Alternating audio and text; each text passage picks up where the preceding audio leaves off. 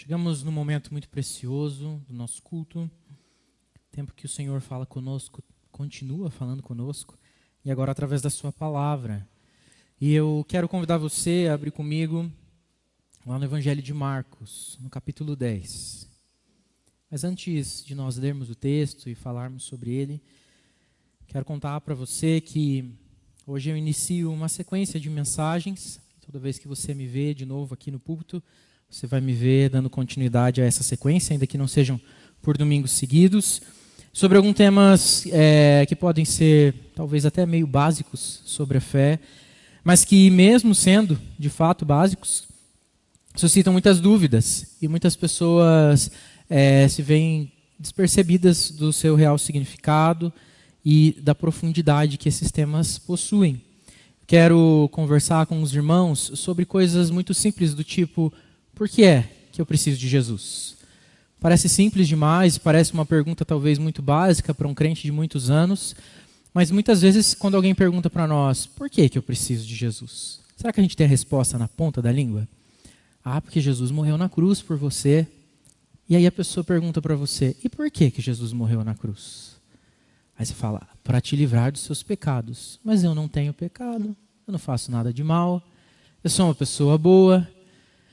E o que tem a ver, eu já fiz essa pergunta aqui uma vez, o que tem a ver morrer na cruz com os meus pecados e eu acreditar em Jesus e ainda ir lá na sua igreja? E muitas vezes a gente se vê perdido para responder essas perguntas porque a gente está tão acostumado com o ambiente da igreja que tem algumas coisas que a gente acostumou a responder de maneira muito pronta. Mas essas pregações não são só para você que é crente de muitos anos ou de poucos anos da igreja.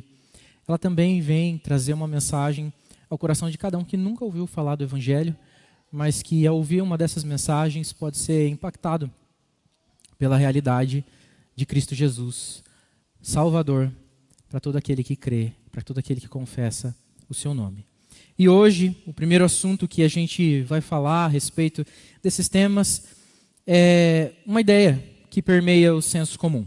Eu vou citar algumas frases aqui que eu escrevi e que talvez você possa já ter ouvido, ou talvez você possa até mesmo ter dito, ou mesmo que não disse ou ouviu, consegue perceber um comportamento em você ou em outras pessoas que transparece esse pensamento. Frases como, eu faço coisas boas, eu sou uma pessoa boa, é claro que eu vou para o céu. Ou talvez que ainda diga, na verdade, todas as pessoas que são de bem, que fazem o bem aos outros, vão para o céu. A gente precisa ser pessoas de bem, e o céu foi feito para pessoas do bem que fazem o bem. Eu vou na igreja, eu faço as minhas orações, eu leio sempre a Bíblia, eu acredito em Deus, é claro que eu vou para o céu. Eu sou da igreja e há anos, trabalho em muitos ministérios, ajudo as pessoas, tomo a ceia todo mês, às vezes até mais de uma vez, criei meus filhos na igreja e daqui dessa vida eu só saio daqui para ir para o céu. Essas são frases que, por mais sinceras que elas possam ser, elas carregam alguns problemas. Elas podem até ter alguma parte de verdade no meio delas, mas elas não são em si totalmente verdadeiras. Elas não falam coisas que são verdadeiras. Porque quando a gente olha para a palavra de Deus e olha para o que Deus diz a respeito da certeza de onde nós iremos, para onde nós iremos daqui dessa vida, se é para o céu e para o inferno, elas não estão atreladas a nenhuma dessas coisas que eu citei. Ainda que a gente seja muito bonzinho, moralmente excelente, ainda que a gente faça orações todos os dias, ainda que a gente leia a Bíblia inteira inúmeras vezes, ainda que a gente participe da igreja por anos e sirva muitas pessoas com alegria em muitos ministérios, nenhuma dessas coisas garantem a nossa ida para o céu. Nenhuma delas. A palavra fala isso para nós. Mas é verdade que a gente carrega isso com a gente às vezes, não é verdade? A gente serve numa ânsia de garantir que a nossa salvação seja selada pelos nossos bons atos e o nosso bom serviço. A prova disso é que quando acontece uma coisa ruim, a gente fica incomodado. E eu já passei por isso, e talvez você não tenha passado, e aí a sua fé está mais madura que a minha. Mas eu já passei pelo momento em que você pensar assim, Deus, mas eu fiz tudo certo. Por que é que está dando errado? O Senhor mandou orar, Eu orei. O senhor manda ler a Bíblia? Eu li a Bíblia. E eu fiz isso direitinho, todo dia, sempre. E agora, parece que as coisas estão escorregando das minhas mãos, fugindo pelo meio dos meus dedos. O caos está chegando, a dificuldade veio. Eu perdi aquilo que eu estava construindo, que eu tinha certeza que eu construí pelo Senhor e para o Senhor. Como assim que deu errado? A gente tem certeza que é pelo muito fazer que a gente vai garantir a salvação. Mas a palavra de Deus ensina algo diferente, eu quero compartilhar isso com você. O tema da nossa mensagem é justamente esse: quem faz o bem vai para o céu? Mas na verdade a minha provocação é um pouco mais profunda. É que a gente possa pensar que fazer o bem é o que leva a gente para o céu. Simplesmente isso é o que garante a nossa entrada no céu. A certeza da nossa salvação, ela está baseada em quê? E talvez você tenha um discurso pronto, uma resposta certa para me dar. Eu acredito que muitos aqui têm a resposta certa para me dar. Mas e na nossa prática diária? A gente vive de acordo com a resposta certa, que está na ponta da língua, que a gente aprendeu na escola dominical, ou a gente vive como esse jovem, que nós vamos ver lá em Marcos capítulo 10, os versículos 17 a 22. E eu peço que você acompanhe a leitura que eu farei desse texto a respeito do jovem rico, que até você lê o texto todo, você só descobre que ele é rico, na verdade, no último versículo. Mas a gente está tão acostumado a ouvir que a gente já começa a história sabendo que ele é rico. Mas o texto conta para a gente só no final. E diz assim: pondo-se Jesus a caminho, um homem correu ao seu encontro e, ajoelhando-se diante dele, perguntou-lhe: bom mestre, que farei para herdar a vida eterna? E Jesus respondeu: por que você me chama de bom? Ninguém é bom a não ser um, que é Deus. Você conhece os mandamentos: não mate, não cometa adultério, não furte, não dê falso testemunho, não defraude ninguém, honre o seu pai e a sua mãe. Então o homem respondeu: mestre, tudo isso eu tenho observado desde a minha juventude. E Jesus, olhando para ele com amor, disse: só uma coisa falta a você. Vá, venda tudo que tem, dê o dinheiro aos pobres e você terá um tesouro no céu. Depois venha e siga-me. Ele, porém, contrariado com essa palavra, retirou-se triste, porque era dono de muitas propriedades. Quero convidar você a fechar os seus olhos e orar comigo mais uma vez. Senhor, nós estamos na sua presença, diante da sua palavra. Eu estou aqui, Pai, disposto a servir-te e a abençoar a vida dos meus irmãos, compartilhando da mensagem que o Senhor mesmo tem para nos falar nessa noite. Usa a minha vida apesar de mim e toca os nossos corações com a verdade da sua palavra. Que essa verdade possa penetrar o nosso interior e mudar quem nós somos de dentro para fora, Pai querido. Que essa mensagem possa nos confortar e nos confrontar. Que essa mensagem possa nos animar e nos desafiar a agir e reagir em prol e em obediência ao Senhor.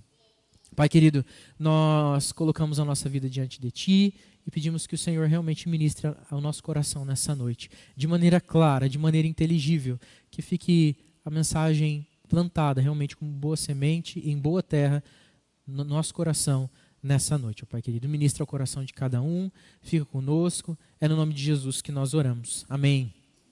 Amém. Irmãos, eu preciso voltar um pouquinho, alguns versículos atrás, para a gente entender o que estava acontecendo. Se você observar o texto que nós começamos a ler, fala que Jesus estava pondo-se a caminho, ele usa essa expressão para dizer, Jesus estava indo embora. Jesus estava em movimento de sair.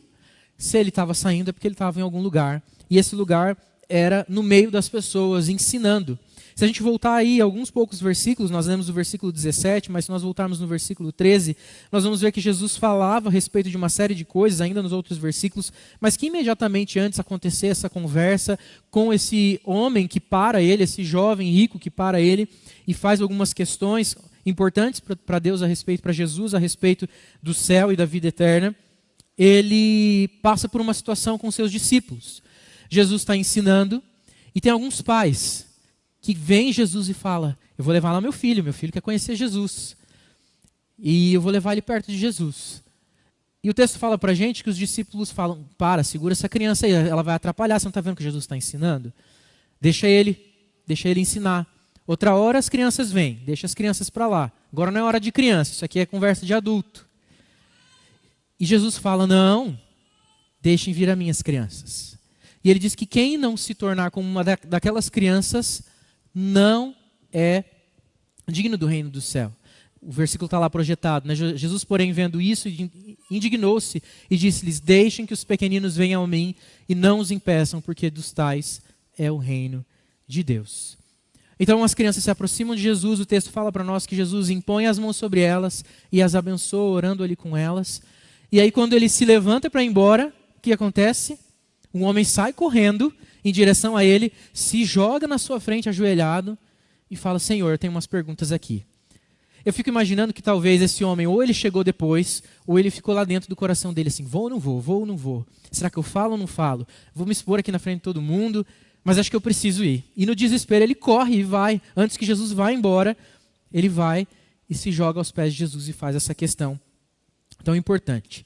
Esse de joelhos indica uma reverência, um respeito que ele tinha. Ele sabia quem era a figura que estava ali, ou minimamente imaginava e sabia que aquele homem tinha grande autoridade para falar. Então ele entende que se ele vai pedir alguma coisa para esse homem, ainda que seja uma pergunta das mais simples, ainda que ele não vá ali pedir uma grande cura, mas uma informação, uma certificação de Jesus, ele faz isso de maneira muito reverente. Ele se curva e se ajoelha no chão diante de Jesus. E ele faz a pergunta. E ele usa algo interessante na sua fala. Ele inicia falando: bom mestre. Bom mestre. Ele reconhece aqui que Jesus é um professor, alguém que está ensinando, mas não de qualquer tipo. É um dos bons. É um bom mestre. E ele pergunta: o que eu vou fazer para herdar a vida eterna? O que eu posso fazer para herdar a vida eterna? Eu imagino que essa pergunta talvez tenha alguma correspondência com: como que eu posso ter certeza de que eu vou para o céu? O que vai garantir para mim, na minha vida, que eu olhe e diga: agora é certo, eu vou para o céu. Não importa o que aconteça, a minha passagem está comprada, o meu lugar está garantido, o céu é o meu lugar no dia que eu morrer. Eu tenho essa certeza. E essa pergunta que ele faz para Jesus. E Jesus responde ele dizendo: por que você me chama de bom? Jesus não vai para a pergunta dele. Jesus, antes de responder a pergunta, antes de deter a pergunta, se detém ao chamamento que ele recebe e diz: você está me chamando de bom? Por que você está me chamando de bom? Bom só tem um, e só Deus é bom. Por acaso você está dizendo que eu sou Deus? Por acaso você está reconhecendo, se ajoelhando diante de mim? Né, o texto não fala tudo isso aqui, né? Mas a provocação de Jesus tem esse sentido de que se você está aqui vindo até mim fazer essas perguntas e me chama de bom, então você sabe que eu sou Deus. É por isso que você está vindo até mim? É por isso que você está me perguntando? Mas essa indagação de Jesus, essa provocação de Jesus, também tem um sentido maior que a gente vai perceber ao longo do texto, porque esse homem era um homem exemplar. A gente já leu aqui e você viu que ele fala assim: todos os mandamentos eu cumpro desde a minha juventude. E Jesus nem questiona isso. Jesus não fala: será mesmo? Lembra aí comigo da história da mulher no poço, a mulher samaritana, que ela fala uma informação para Jesus, Jesus faz o quê? Não é verdade isso que você está dizendo. Jesus não tinha preguiça, nem medo, nem receio, nem vergonha de confrontar os mentirosos. Mas Jesus não confronta esse homem. Ele fala que obedecia os mandamentos todos, desde a juventude. Jesus fala: é verdade mesmo. Mas então por que Jesus acha tão importante cutucar ele e fazer ele refletir sobre o chamamento que ele tem? Esse homem religioso era talvez reconhecido em toda a comunidade pelo seu bom procedimento. Ele era realmente alguém que desde a sua mais inicial juventude, ali dos primeiros anos da sua juventude, já cumpria os mandamentos de Deus. Na cultura judaica não existe adolescente, jovem, propriamente dito, como a gente tem tão distinto isso na nossa cultura de hoje, cultura ocidental. Existia criança e existia adulto. Adulto jovem, mas adulto. A partir dos 13 anos, os meninos passavam por um rito de maturidade religiosa. E ele era considerado um adulto responsável pela sua vida religiosa. Existia ali também a percepção de que aquele que guarda os mandamentos, e muitas vezes respaldado por textos até do Antigo Testamento, a tradição judaica dizia que aqueles que guardavam os mandamentos do Senhor garantiam a sua ida para o céu. Aqueles que eram bem obedientes garantiam a sua ida para o céu. Mas existia talvez alguma dúvida, alguma discussão. Porque se isso fosse tão certo, tão concreto, por que esse jovem ainda está com o coração perturbado em relação a isso? Porque ele vai perguntar para o Senhor, Senhor, eu cumpro tudo. O que é que eu preciso fazer para herdar a vida eterna? Jesus está fazendo aqui uma provocação a esse jovem que costumava ser tratado como um bom crente, um bom homem de Deus, que cumpria todos os mandamentos, talvez desde os seus 13 anos, quando ele se tornou responsável pela sua própria vida espiritual. Que era exemplar naquilo que fazia, que tinha bom procedimento, que era conhecido por alguém invejável nos seus bons costumes, na sua prática religiosa, no cuidado com o próximo. Era alguém inquestionável na sua conduta e religião. Ele estava acostumado a ser tratado como bom. E talvez até o hábito dele de tratar e reverenciar os outros fosse para compor esse cenário de alguém que cumpre com todos os protocolos, que faz tudo o que é esperado, alguém que realmente é admirável. E que, claro, vendo um mestre, não faria menos do que chamá-lo de bom mestre. Jesus provoca ele então dizendo, se você me chama de bom, você sabe que só existe um que é bom. E não é você, jovem rico. Sou eu, o Deus vivo e verdadeiro e encarnado. Jesus, desde ali, já começa a responder a pergunta dele, ainda quando talvez ele nem percebesse. Mas Jesus já estava fazendo uma série de afirmações profundas e importantes, ainda um pouco escondidas. Mas daqui a pouco ele seria bem direto, caso o jovem não entendesse aquilo que estava sendo dito. Então ele pergunta e Jesus agora se detém em respondê-lo. E fala, você conhece os mandamentos. E vai citando, não mate, não cometa adultério, não furte, não dê falso testemunho, não defraude ninguém, honre o seu pai e a sua mãe. Jesus cita aqui parte dos 10 mandamentos. E fala para ele, esses mandamentos aí você precisa cumprir. Qual que é a resposta do jovem? Ah, Senhor, desde criança, desde novinho, desde muito jovem, todos esses estão, nota 10. Nunca tirei nem 9.9. Sempre 10. Honrar o pai e a mãe, 10. Não cometer adultério, 10.1. Porque nem casado eu sou, eu me guardei, estou fazendo tudo certo. Não defraudar ninguém, imagina, eu sou rico porque eu trabalhei muito e ainda estou dando para os pobres. Sempre exemplar em todas as coisas. E Jesus então aprofunda o questionamento dele. Pois é, você está acostumado a ouvir de que obedecer, toda a lei é isso que você precisa fazer, você, pelas suas mãos fazer, para que possa então herdar a vida eterna. Jesus então no versículo 21 olha para ele com amor, olha que bonito isso que o texto diz, Jesus olha para ele com amor, Jesus se importa com esse homem, olha para ele e diz, você acredita que falta uma coisa? Só uma só que falta para você herdar a vida eterna. Pega tudo que você tem. Vende tudo que você tem. Isso vai dar um bom dinheiro. E aí você vai então e distribuir o dinheiro todo aos pobres. E com isso você vai acumular um tesouro no céu. E depois que você fizer tudo isso, terminada essa missão, essa única coisa que está faltando, aí você pode me seguir. O versículo 22 fala que esse homem saiu contrariado. A palavra aqui é que ele saiu pesaroso. Pode ser traduzido até como com um olhar sombrio, entristecido, escurecido no seu entendimento. Porque ele não gostou do que ele ouviu. Não era essa a resposta que ele queria. Ele queria mais um rito para ele cumprir e ganhar mais uma estrelinha diante da sociedade. Ele queria talvez mais uma festa para ele cumprir, mais um sacrifício para ele fazer. Mas a minha riqueza, mexer no meu dinheiro, aí não dá. Aí não dá. E diz ainda que ele se retirou triste. E essa palavra também pode ser traduzida como uma tristeza de luto, como alguém que perdeu um ente querido. Uma tristeza profunda que acometeu esse jovem pela resposta de Jesus. Porque ele tinha muita coisa.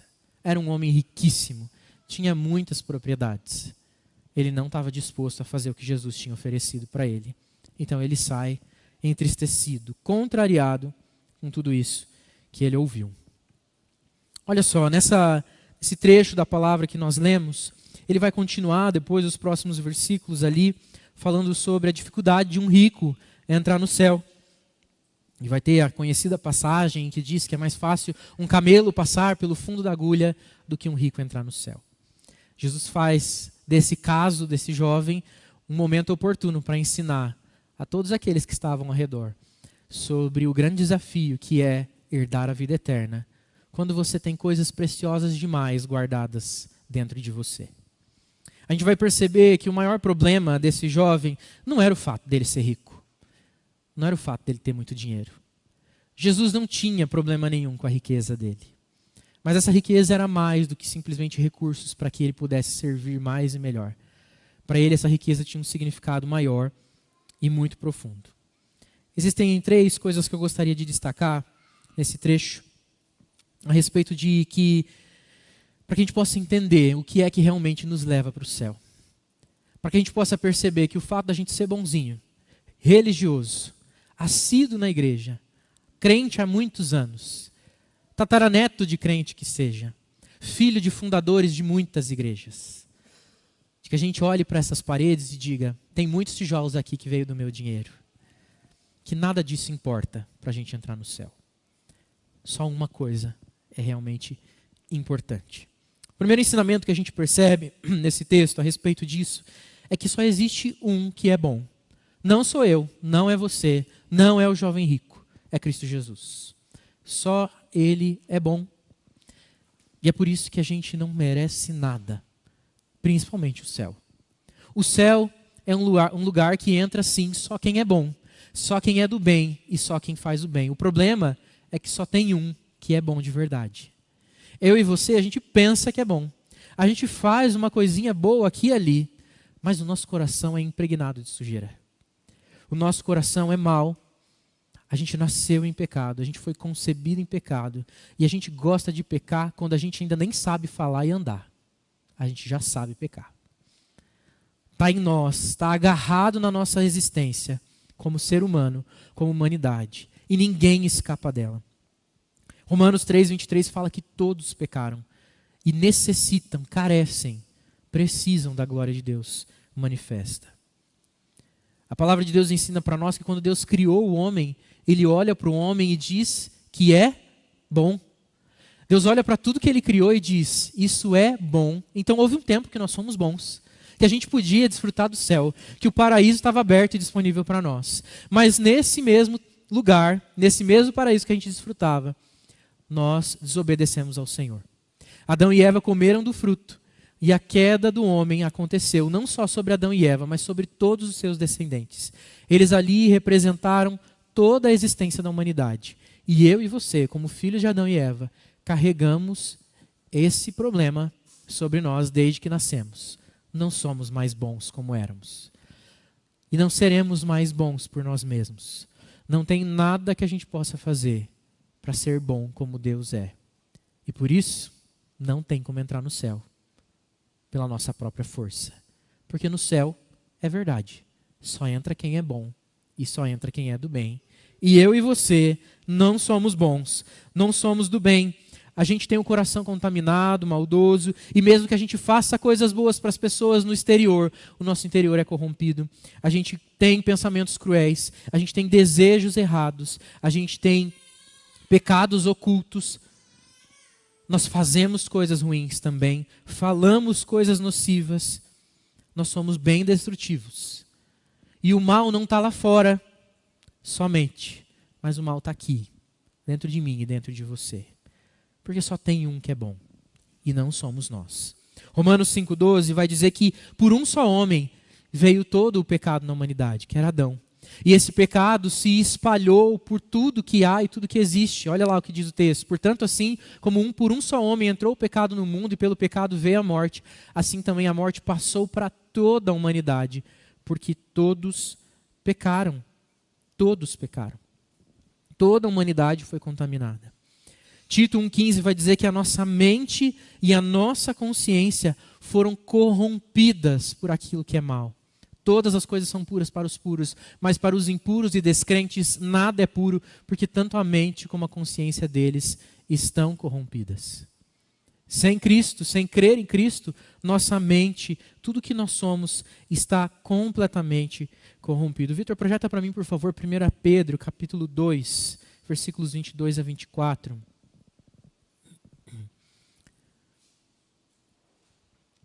Olha o que diz esse texto. Ele não cometeu pecado, nem foi encontrado engano em sua boca. Pois ele, quando insultado, não revidava com insultos. Quando maltratado, não fazia ameaças, mas se entregava àquele que julga retamente, carregando ele mesmo em seu corpo sobre o madeiro os nossos pecados, para que nós, mortos para os pecados, vivamos para a justiça. Pelas feridas dele, vocês foram sarados. Esse texto não está falando de mim, não está falando de você, não está falando dos nossos pais, ou de um pastor muito bom que a gente conhece, ou mesmo que seja qualquer outro líder religioso importante que a gente possa citar. Não está falando de uma figura histórica. Esse texto fala de Jesus Cristo, Filho de Deus. Ele é o único que é bom e que nunca pecou. E ele é o único digno do céu por mérito. Eu e você, nós não merecemos o céu. Isso leva a gente para uma segunda lição que esse texto nos traz. De que nada do que a gente possa fazer garante a nossa entrada no céu, a nossa salvação. O jovem pergunta para o Senhor: Senhor, o que eu posso fazer para herdar a vida eterna? Ele queria saber o que ele podia pôr a mão, aonde que ele podia agir e reagir, que ele podia então com isso garantir a sua vida eterna. Porque ele já tinha guardado os mandamentos, ele já exercia a religião de maneira profunda, e tudo isso ele fez com as suas mãos, com o seu mérito. Ele queria saber se estava faltando alguma tarefa que ele tinha deixado passar, mas a verdade é que não tem nada que eu e você possamos fazer para garantir a salvação. A salvação não vem para nós, o Senhor não olha para nós com amor por causa daquilo que a gente faz, porque todas as nossas obras são contaminadas, porque a nossa mente foi corrompida pelo pecado. E as nossas mãos estão sujas com aquilo que é mal. É só para Cristo, é só em Cristo Jesus que a gente consegue se ver livre de todas essas coisas. Religião, bondade, moral não nos fazem merecedores do céu. E com isso eu não estou dizendo para você que todas essas coisas são inúteis, mas elas são consequências de uma vida com Jesus e não causas de uma salvação recebida. Não é o que você faz, não é o que eu faço que vai garantir a nossa morada no céu. E sabe por que é tão importante a gente falar sobre isso, mesmo quando a gente tem tantos anos de caminhada na fé? Porque muitas vezes a gente está muito bem atrelado à igreja, a gente está muito bem conectado à vida da instituição, mas o nosso coração ainda não é um verdadeiro seguidor de Jesus. E às vezes a gente está igualzinho esse jovem rico. Eu estou me adiantando aqui no terceiro ponto, mas eu já vou chegar lá e dizer para você o que é que a gente se assemelha tanto nesse jovem que a gente precisa refletir e mudar. A verdade é que a gente não merece mesmo, porque tudo que a gente faz é contaminado. O Salmo 51, Salmo capítulo 51, versículo 17, vai falar para a gente, afirmar para a gente a respeito disso. Que sacrifício agradável a Deus é o espírito quebrantado, e o coração quebrantado e contrito, o Senhor não despreza.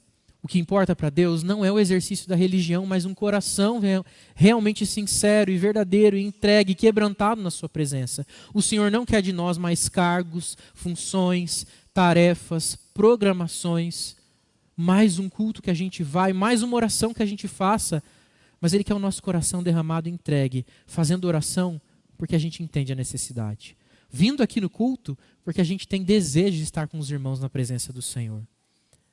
Exercendo um cargo porque é uma alegria para nós servir no reino daquele que nos ama e nos salvou e nos conquistou para a sua vida eterna. E não porque a gente sente um peso muito grande de consciência caso a gente não venha no culto, caso a gente não leia a Bíblia, caso a gente não faça uma oração. Deus me livre, se eu não orar, eu posso até engasgar com a comida e morrer. Mas não é assim que funciona. Não é assim. O Senhor não está buscando pessoas que estão acumulando pontuações para garantir a sua salvação. Efésios 2, 8 e 9 também vai falar para a gente a respeito daquilo que o Senhor espera e deseja de nós. Porque pela graça vocês são salvos, mediante a fé, e isso não vem de vocês. É um presente, é um dom de Deus. E não de obras, para que ninguém ache que merece. Para que ninguém se glorie, para que ninguém venha pensar, eu tenho o céu, eu vou para o céu, porque eu desde muito jovem cumpro todos os mandamentos do Senhor. Porque há muito tempo eu conheço o Evangelho. Porque eu já li a Bíblia muitas vezes. Pergunta, qual versículo que você quer? Eu vou dizer para você de cor. Os meus filhos, todos eles na igreja, graças a Deus. Isso é uma bênção, é verdade. Mas não é mérito nenhum para a salvação, não. Porque quem convence do pecado, da justiça e do juízo não é pai e mãe, é o Espírito Santo. Nada do que a gente faça pode garantir a nossa salvação. O último texto, ainda nesse ponto, é Tito 3, 4 e 7. Tito capítulo 3, versículos 4 e 7, que diz: mas quando se manifestou a bondade de Deus, o nosso Salvador, e seu amor por todos, Ele nos salvou, não por obras de justiça praticadas por nós, mas segundo a sua misericórdia. Ele nos salvou mediante o lavar regenerador e renovador do Espírito Santo, que Ele derramou sobre nós ricamente, por meio de Jesus Cristo, o nosso Salvador, a fim de que, justificados por graça, nos tornemos seus herdeiros, segundo a esperança da vida eterna. Veja o que esse texto diz. Se você tinha dúvida, a palavra de Deus fala bem claramente. Não é pelas nossas obras de justiça, mas pela graça de Cristo Jesus, pela sua misericórdia, é que nós entramos no céu, é que nós somos salvos. É porque Ele é bondoso para conosco, é porque Ele merece o céu e Ele divide a sua herança conosco, nos fazendo parte da sua família. A Bíblia fala que nós somos co-herdeiros com Cristo, ou seja, Ele compartilha conosco tudo aquilo que era dele. Ele sim é bom para entrar no céu, nós não. Mas Ele, pelo seu sangue, pela sua morte, nos redime de todo o pecado, nos salva de todo o mal e diz: por mim, através de mim, agora sim, você pode entrar no céu. Leva a gente então para a nossa terceira e última lição a respeito desse texto. Lembrando que a primeira lição dizia para nós que só existe um que é bom, que é o Senhor, não sou eu, nem você e nem o jovem rico. A segunda lição fala que nada do que a gente possa fazer garante a nossa entrada no céu e a nossa salvação. E a terceira lição vai dizer para a gente que o céu é para os seguidores de Cristo Jesus. E somente isso é que pode garantir, aliás, a nossa entrada no céu. Seguir a Jesus. Mas eu não quero que você ache que eu estou falando que seguir a Jesus é seguir a igreja presbiteriana, é seguir o pastor Lucas, ou é cumprir uma série de ritos religiosos, é passar pela profissão de fé, ter sido batizado na infância, ou mesmo adulto. Seguir a Jesus é muito mais do que isso. Porque todas essas coisas que eu falei, o jovem rico seria nota 10, como nós falamos. Mas o Senhor falou para ele, ainda falta uma coisa. O problema do jovem rico não era a quantidade de dinheiro, como eu já disse. O problema dele é que o tesouro dele estava nessas coisas. E a Bíblia diz que aonde está o nosso tesouro, aí está o nosso coração. O coração dele era apegado às suas riquezas. A alegria dele maior, o valor maior que ele carregava, era riquezas que ele possuía. E não era pouco. O texto fala que ele era dono de muitas propriedades. Ele não era um bom seguidor de Jesus. E nem tão bom religioso quanto ele achava ser. Ele era só um robô que repetia uma série de ritos e práticas que a lei dizia. Mas Jesus não quer uma multidão de robôs. Ele chama para si filhos, que ele chama de amigos, servos, que ele chama de irmãos, que ele chama de família. Porque ele quer pessoas que estejam unidos a ele de maneira orgânica, pelo vínculo do amor e não pelo vínculo da obrigação. Pela obediência em amor e não pelo desespero da consciência pesada ou mesmo o medo de ir para o inferno. O Senhor Jesus chama a gente para caminhar e seguir Ele, desde que estejamos então completamente dispostos a nos desfazermos de tudo que nos prende a um senso de religiosidade e de merecimento. Naquela época existia uma crença de que riqueza era sinal de que Deus abençoava muito a sua vida. Quanto mais rico, mais bênção. O que dizer de um homem que seguia todos os mandamentos do Senhor e ainda tinha muitas posses? Puxa vida, Deus morava dentro da casa dele. Né? Tinha um quarto para Deus dentro da casa dele. Não tinha melhor amigo de Deus do que aquele jovem ali. O que Jesus diz para ele é que está faltando justamente aquilo que ele acha que é o que mais certifica que ele era abençoado. Riqueza material ou qualquer outra coisa que a gente possa atribuir valor terreno pode dizer o quanto o Senhor está presente na nossa vida. Só tem uma coisa que diz e que garante a nossa entrada no céu e que diz que nós somos de Jesus verdadeiramente, que é o próprio Jesus. É o quanto nós refletimos a glória de Deus na nossa na nossa vida, o quanto nós obedecemos ao Senhor e refletimos no nosso viver quem Ele verdadeiramente é. Isso é fruto de um relacionamento próximo, cultivado continuamente com o Senhor. As riquezas, os bens materiais ou qualquer outra coisa, os anos de igreja, o serviço, nada disso pode simbolizar ou sinalizar que nós estamos garantidos no céu ou que nós somos cheios da presença de Deus. A palavra de nós conta que muitos vão chegar diante do Senhor no dia final e vão dizer: Senhor, em seu nome nós expulsamos demônios, curamos enfermos, fizemos coisas importantes para o reino. E o Senhor vai olhar e dizer o quê? Não sei quem é você, não te conheço. Porque fazer não garante. Seguir o verdadeiro Cristo e Salvador por completo é o que garante a nossa entrada no céu. E seguir a Cristo é muito mais do que viver religião. E muito mais até mesmo do que ler a Bíblia. Embora ler a Bíblia é o que nos leva a Cristo, só ler a Bíblia não garante a entrada de ninguém no céu. Senão os estudiosos da Bíblia entravam rápido. Tem ateu que lê a Bíblia mais que muito crente. E ainda assim, ele não vai para o céu por causa disso. A verdade é que os verdadeiros seguidores de Jesus, aqueles que estão dispostos a vender todos os seus bens, e aqui eu não estou dizendo de maneira literal, porque o Senhor não condena o fato da gente ter posses, mas a gente amar essas posses é que é o problema. Mas aqueles que estão dispostos a se desfazer de tudo, status, vida, pessoas, relacionamentos, para seguir a Jesus, são esses que são dignos do reino dos céus. Aqueles que estão dispostos a negar a si mesmo, como diz lá em Mateus 16, 24, tomar a cruz de Cristo e segui-lo por completo, um compromisso radical, são esses então que estão garantidos no reino do céu. E aí eu respondo a pergunta que eu fiz no começo. Ser bom garante a nossa entrada no céu? Não, mas somente seguir a Cristo. E aqui eu quero então, a semelhança de Cristo, guardando totalmente as devidas proporções, fazer uma provocação, assim como o Senhor fez para aquele jovem dizendo: bom, você me pergunta bom?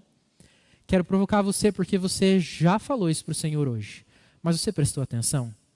Que você cantou: eu te quero mais do que o ouro. Eu te quero mais do que os tesouros. Eu te quero mais do que minha própria vida, Senhor.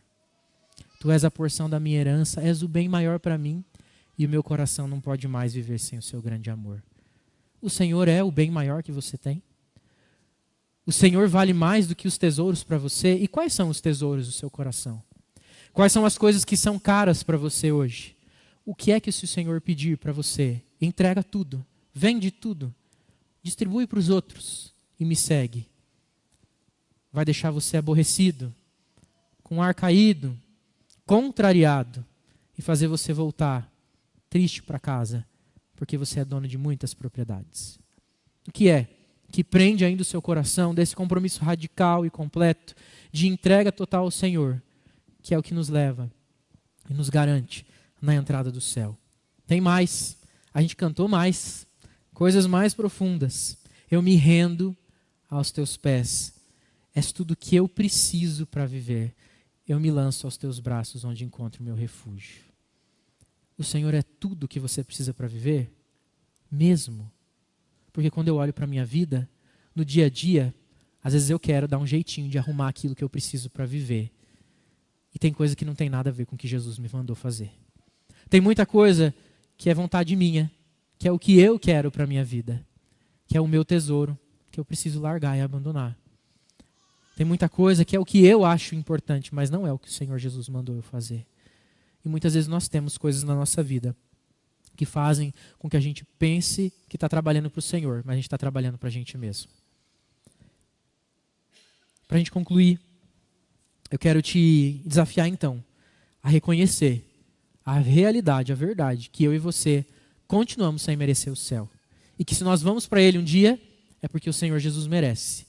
Conquistou o céu para nós. E através dele é que nós entraremos no céu. Reconhecendo então que só Cristo é bom para merecer. E Deus nos dá acesso ao céu por meio de Cristo.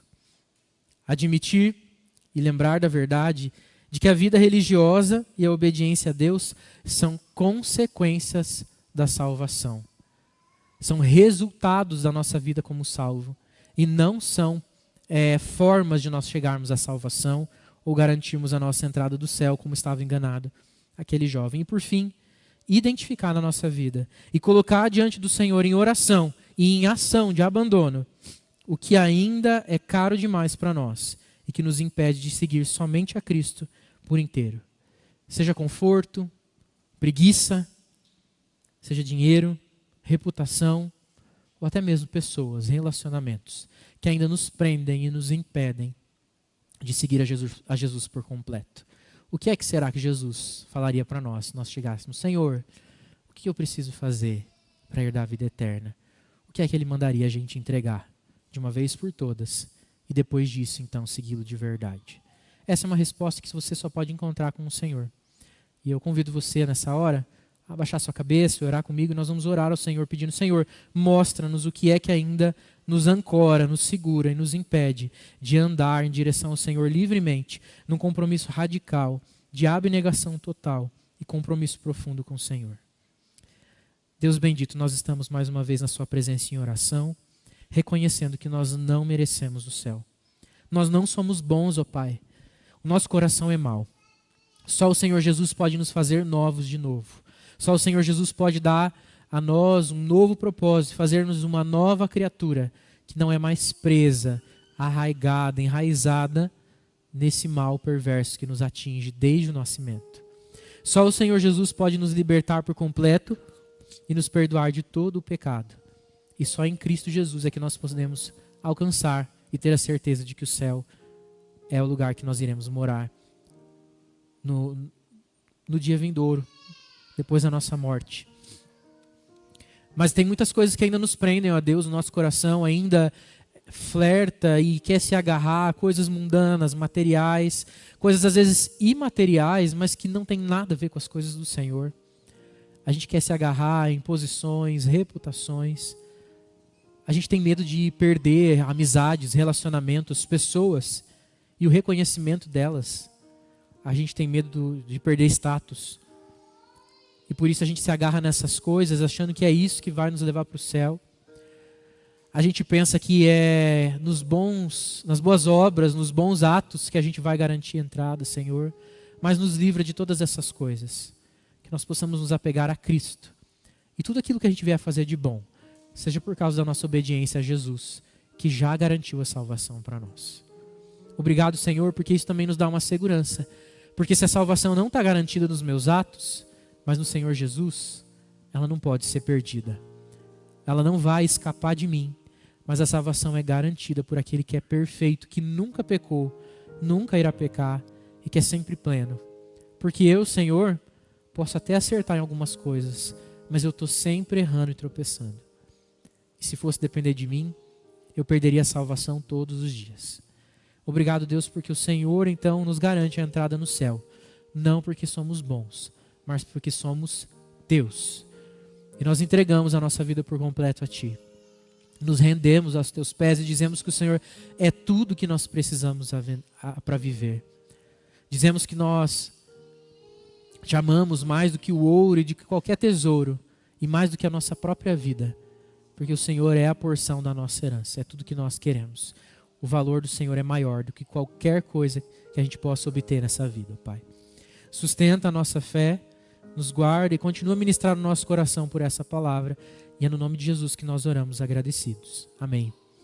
E que a maravilhosa graça de Cristo Jesus, o amor de Deus, o nosso Pai, a comunhão, a consolação do Espírito Santo, seja com cada um de nós hoje e para todo sempre. Amém.